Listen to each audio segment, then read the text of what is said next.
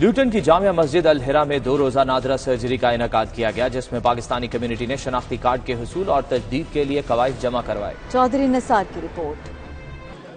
برطانیہ کے مختلف شہروں میں نادرہ کارڈ سرجریز کے انعقاد سے ہزاروں پاکستانی مستفید ہوتے ہیں۔ ان میں زیادہ تر خواتین، بچے، عمر رسیدہ اور خصوصی توجہ کے حامل افراد شامل ہیں۔ لوٹن کے الحرا ایجوکیشن سینٹر میں بھی نادرہ سرجری کا انعقاد کیا گیا، جس میں کمیونٹی کی کثیر تعداد شریک ہوئی اور نادرہ کارڈ کی تجدید اور حصول کی سہولت سے مستفید ہوئی۔ آج یہ سرجری کا دوسرا دن ہے اور تقریباً 400 کے قریب بڑے اور بزرگ اور سبھی لوگوں نے رجسٹریشن کرائی ہے اور فیسلٹی سے فائدہ اٹھا رہے ہیں۔ یہاں نادرہ کی ٹیم آئی ہے، اس سے لوکل کمیونٹی کو بہت بڑا فائدہ ہوا ہے۔ خواتین اور بچے بڑی تعداد میں یہاں آئے ہیں کارڈ کو رینیو کرنے کے لیے اور کچھ نئے بنوانے کے لیے، جسے ہم نادرہ کی ٹیم کا شکر گزار ہیں۔ یہ ایک بہت بڑی سہولت ہے لوگوں کے لیے کہ یہاں سے لندن جانا، وہاں پارکنگ کی پرابلم، دیگر مسائل، اور یہاں پر وہ ایزیلی آتے ہیں، اور ہماری پوری کوشش ہوتی ہے کہ لوگوں کو بھی اچھی طرح فیسیلیٹیٹ کریں اور نادرہ ٹیم کو بھی۔ نادرہ کی ٹیم